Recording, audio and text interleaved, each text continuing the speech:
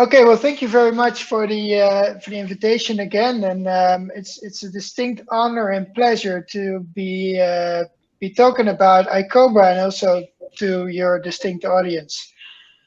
Um, I'm Hinne Rakhorst. I do some board work, but I have no disclosures, especially not to implant industry.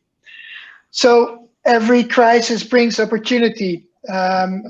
We don't look for a crisis, but we do need to make the best of it. And I think when you look at the history of ICOBRA, it all started in the PIP crisis. ICOBRA was founded by the Australasian Foundation for Plastic and Reconstructive Surgery, and the Australians are really put a lot of time and effort into it. And when the PIP crisis was happening, the Australians already had an implant registry in place since 1998, but it was an opt-in registry. That means you can register if you like, and you can choose which implants you register. And it's not a national system where all surgeons in a region register. So it's a very a free system. So what they found out when the PIP crisis started, that they were not even able to capture 10 or 20% of all the implants that were in place. So it really came across the point that you need to work on a more mature and a better implant registry. And so from that, the ABDR started, and it was very apparent that we need to measure and we need to register and we need to share experiences, and we need to do it in almost all of the cases to be able to actually rely on a system. So you move from garbage in to garbage out, you move from gold in to platinum out. And it highlighted the need for robust and epidemiologically sound registry data. And also the Australians thought we can't do it alone. So they started the ICOBRA, the International Collaboration on Breast Implant Registry activities. And the really founding father is Rod Cooter, who's in the left corner of the slide here, as well as the Gay Phillips from the Australasian Foundation for Plastic Surgery. And they started it with quite an impressive startup grant. And from this, they started the network all throughout the world. So today we have a large number of organizations and countries involved, and I'm really proud to say that Taiwan has been involved since the start as well. So when you look at all the countries, when you look at the estimated number of implants that's actually being sold or placed in each of these countries that are involved with ICOBRA, you're looking at an annual number of about 1 million implants. So just imagine the power that we would have if we collect the data on all these implants in order to make sure and measure how well they work.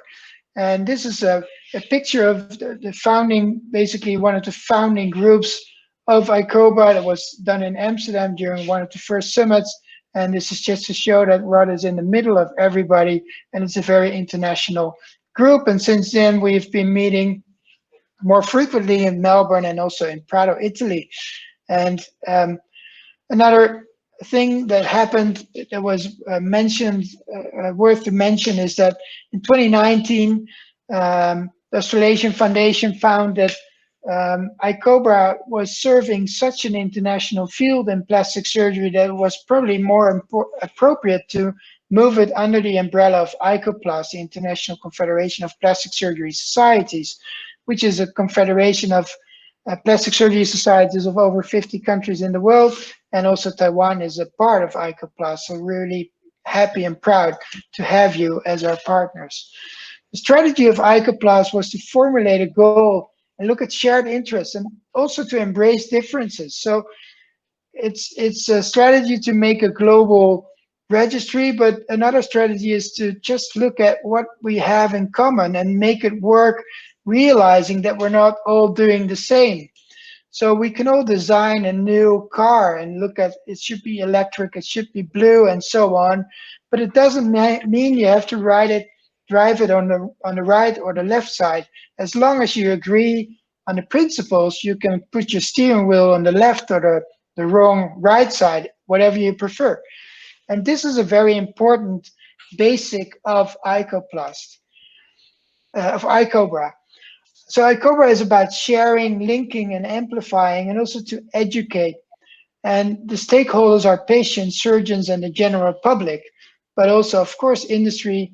But the core participants are patients, surgeons, and the general public. So we're looking at standardization, improving efficacy by avoiding duplication of efforts. So if Taiwan is setting up a registry or wants to learn about more ahead registries, they can call whoever partner they wish.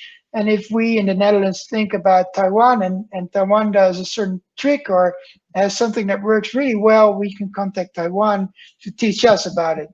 And also we're about amplifying data sets and facilitating data linkage. So what about sharing? I think it's really important that we share to improve. And we've done that so far quite intensely. I'm proud to share some of the results that we have reached over the last year. So we share blueprints, and we really consider all our work and experience to be shareware. And we need to learn from our mistakes, and we need to help each other in ambitions. So here's a couple of examples of how we do this. Is a number of publications that came out of the ICOBRA consortium. One showing how important these registries is. And in the Dutch registry, we, for instance, published about the lessons learned when we set the registry up. And these are very practical papers that you could consult and look at. There's a ResearchGate page where we also collect all the relevant publications of ICOBRA and also of related publications, and make sure you look us up and follow us, because we really keep this up to date. So how about linking and amplification? It sounds really technical, but it's really very simple. It's about the ambition to be able to connect the various systems and various data sets and also the various definitions. So we really learned that early talking and exploring standardization helps. On the other hand, we also came to learn that even when registries are 5 years in place and you really start to talk in depth about, for instance, what is an implant, you come across that some countries consider a tissue expander not to be an implant, and which is all fair because one group drives the car on the left side and the other on the right side. But it's very important that we all are aware about the various definitions that we all use. And so we looked at developing a core data set between the whole ICOBRA consortium, and the data are basically involving the history of the operation. We collect data on the device, we collect data on the surgical procedure, and also very importantly on complications such as ALCL.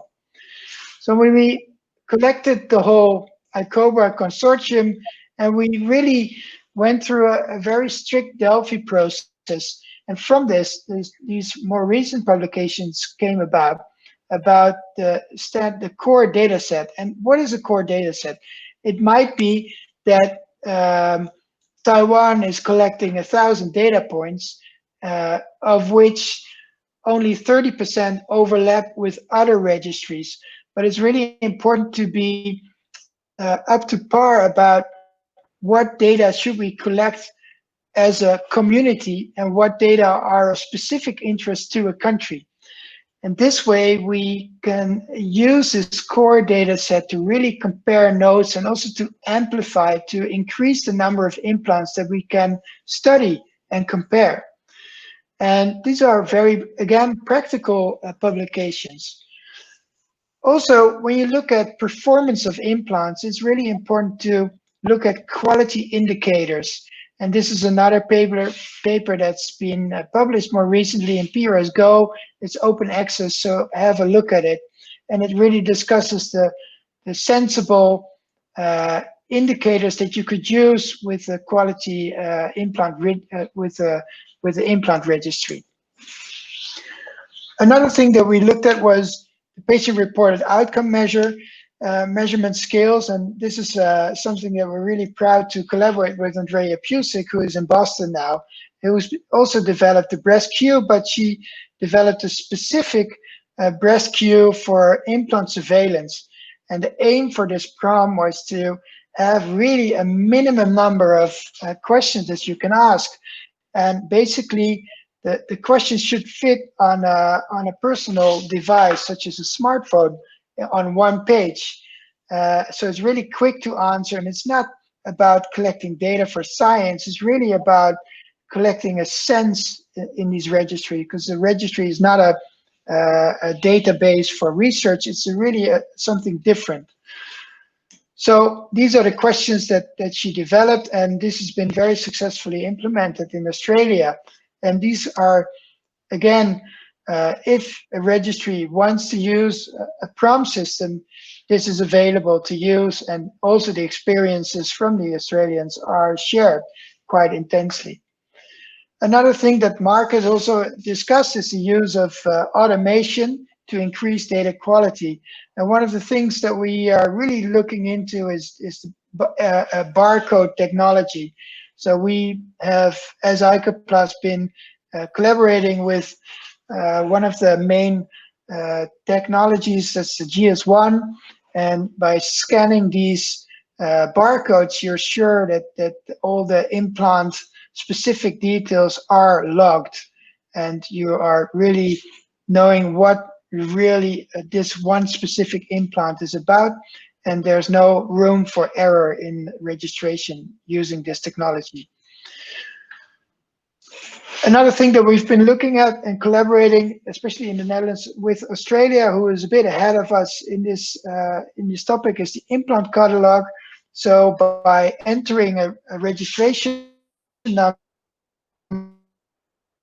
or a reference number, fill automatically, and this reduces your data points by all the data you're collecting about an implant, such as texture, what type of texture, what type of volume.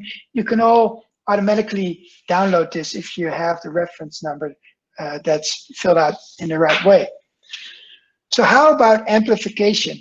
So if you have the core set standardized, the definitions and the data points, as well as the prompts, and as well as looked at all the best ways of collecting these data, then you can start looking at your neighboring countries. So if we in the Netherlands have in our registry data on ALCL and data on vendor and what type of implants, then we can connect our registry to the data that's being produced by the Taiwanese registry.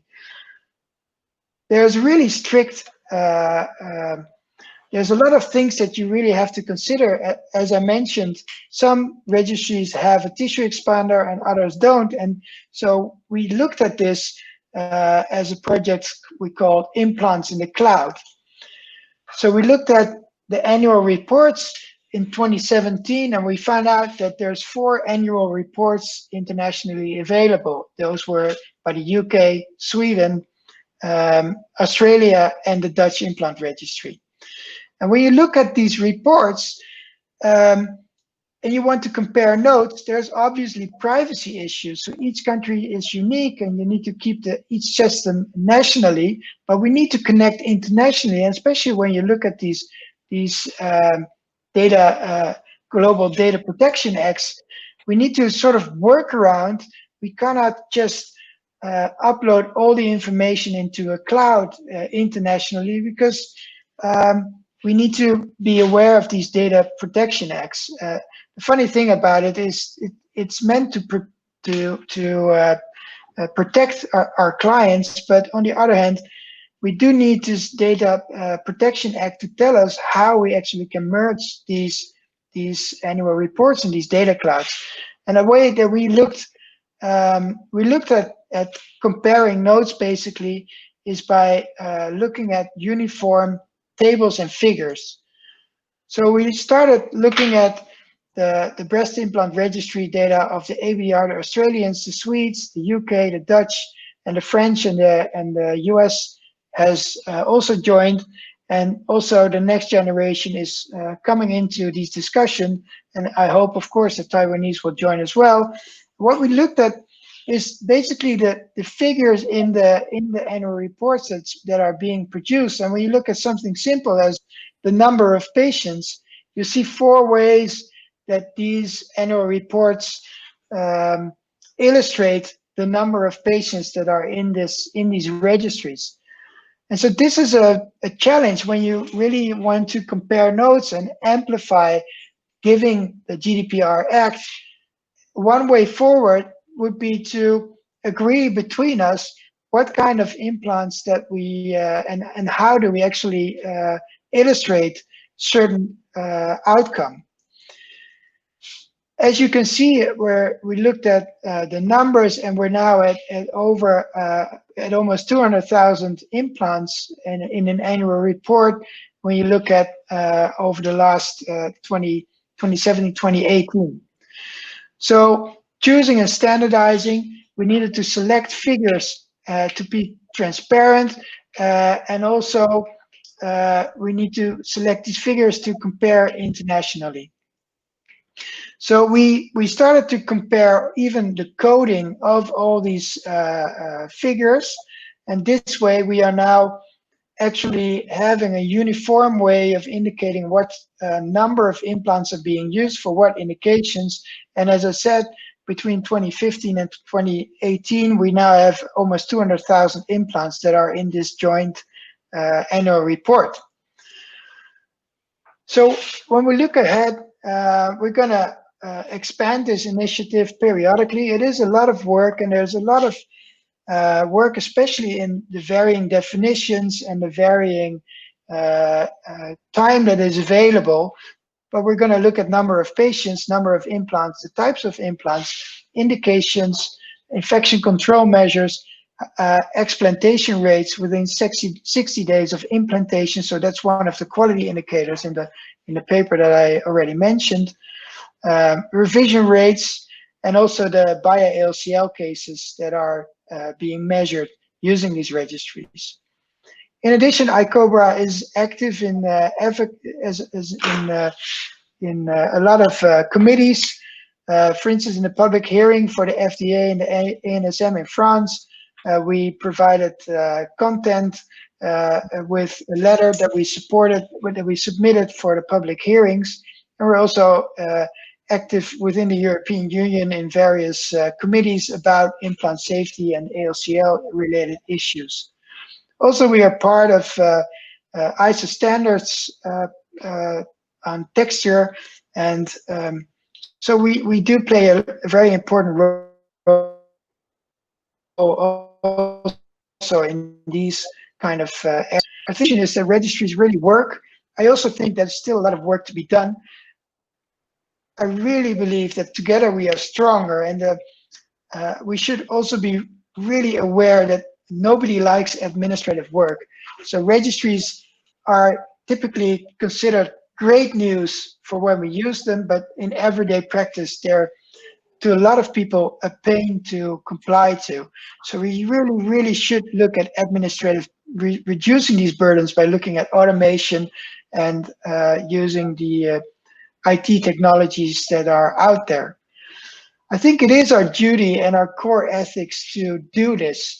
And another thing is that these registries are coming into play more and more. A lot of the industries are really pushed towards collaborating with us, because registry data are more and more considered to be a requirement for post-approval studies, a requirement for being able to sell actually implants in a country, or to have, for instance, in Europe, the CE mark renewed. So we do need to collaborate. I think there's many hurdles to overcome, but it really is moving a lot. And so the next steps will be, how do we measure completeness of numerators, of denominators, as well as Mark has already explained. How about texture grading?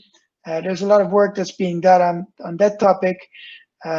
We need to decide on levels of evidence for risk calculation. So how how valid are these risk calculations, and can we actually come up with a system to tell us how valid is the outcome? And so there's a lot of things to work on. I think we are global, we are different, but we are the same, and so therefore we are better together. And with that, I would really thank you for your partnership and your hard work, and we really, really offer our help to the Taiwanese in any way we can, only if we can learn from you, from your experiences as a return. And thank you very much. So be in touch if we can do anything. You're here on flags of ICOBRA, and thank you for your time. Okay, thank you very much. I enjoy your talk very much. Yeah. By the way, I would like to know more about the relationship between the ICOPLAST and the ICOBRA right now, because I think it's a new relationship that started last year, right? Yeah. Mm-hmm. Yes. What would you like to know? The relationship, just like to the relationship, just like what's the component of the committee or the board member between these two groups, just like ICOBRA and ICOPLAST, and or ICOBRA is one of the subunits of ICOPLAST. That's something I want to know. Yeah. So ICOBRA moved under the Patient Safety Committee of ICOPLAST. It is open to non-plastic surgeons. So ICOBRA is welcoming non-plastic surgeons because most of the registries should be multidisciplinary. However, we do use the infrastructure of ICOPLAST, and we also have our finances running through ICOPLAST, and ICOPLAST is an NGO, as you might know. So we are under the umbrella of ICOPLAST, but we are really welcoming all plastic surgery societies in the world to join ICOBRA. And so it is part of ICOPLAST, but really all national breast implant registries are welcome to join ICOBRA. And so far, ICOBRA has not sent any bills for being a part of ICOBRA. It's really a network, a global network of people that really exchange ideas and really help each other. So, for instance, if a country is setting up a registry, sometimes it helps to have somebody from ICOBRA present, like you are organizing right now, to get taught about lessons learned. It typically saves a lot of time and resources, and it's typically really helpful to convince people about how to move forward. And on the other hand, it's really helpful to teach people about the amount of work that's involved in setting up a national valid opt-out system. So this way we hope to sort of stick everybody together and to build together like a really close network. Okay, I think it's a very important message that I will bring back to the Taiwan Plastic Surgeon Society, and we have some talk and discuss on this. And if I have any information, I will go back to you. Okay. Sure.